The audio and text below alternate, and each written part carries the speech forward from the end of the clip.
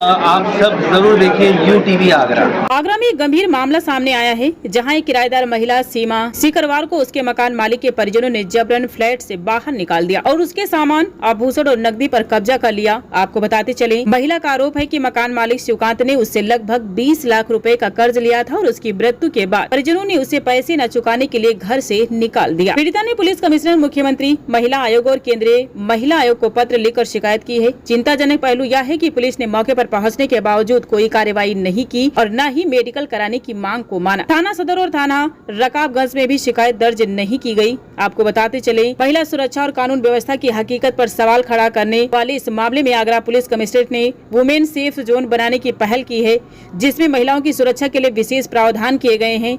ACP Sukanya Sharma ने फिल्मी style में आधी रात को आगरा की हकीकत जानने की कोशिश की और पुलिस टीम की प्रतिक्रिया का परीक्षण किया। जिस मकान फ्लैट में रहती थी, उनके घर वालों ने किस जगह पर?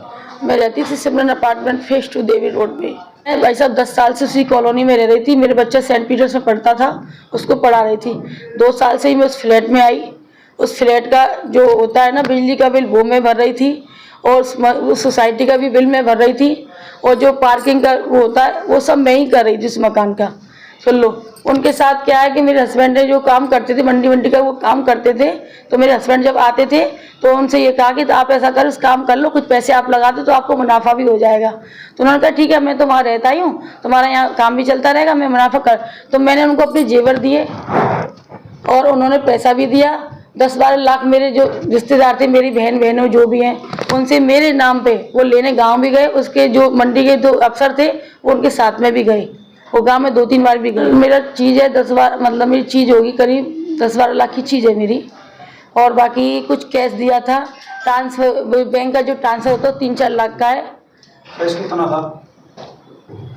कैश मतलब हाथों से जो दिया था। चलो, अब क्या चाहती हैं आप? भाई साहब मैं ये चाहती हूँ कि जो मुझे रात को घर से उन्होंने निकाला है मार पीट करके, सुन लो, उसका मुझे न्याय चाहिए।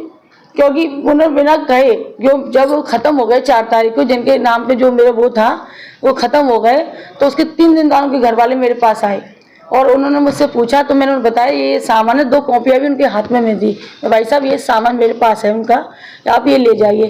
तो उन्होंने कुछ नहीं कहा। मेरे हस्बैंड भी थे जब मैंने, और उन्हें ये भी पता चल गया था कि हस्बैंड की टिकट है। मैं उनसे ये भी कहा था ये तो कल चले जाएंगे भाई साहब। मैंने सोचा 12 दिन हो जाएंगे तो मैं अपना काम बताऊँगी उनको, जो मैंने लेन देन किया है उनसे, लेकिन उन्होंने मुझे मौका नहीं दिया। जैसे उनकी 12वीं हुई, सुन लो, 16 तारीख की उनकी 12वीं थी, 17 तारीख को वो लगातार 20-25 नीचे थे, 20-25 ऊपर, वो मेरे घर में धमक तोड़ तोड़ते रहे, आते रहे। मैं पुलिस को फ़ोन करती रही। शाम को 5 बजे उन्होंने मेरे पर कब्जा कर लिया।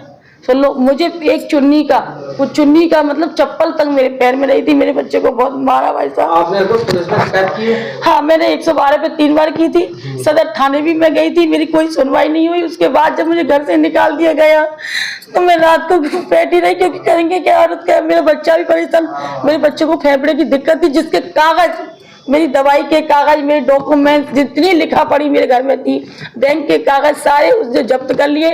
आज भी वो वहीं पे रह रहे हैं और मैं घर से बाहर रह रही हूँ। और एक बात और है कि मेरी इज्जत भी, चलो, कोई मतलब कि नहीं, जब घर से औरत बाहर रहेगी क्या करेगी औरत।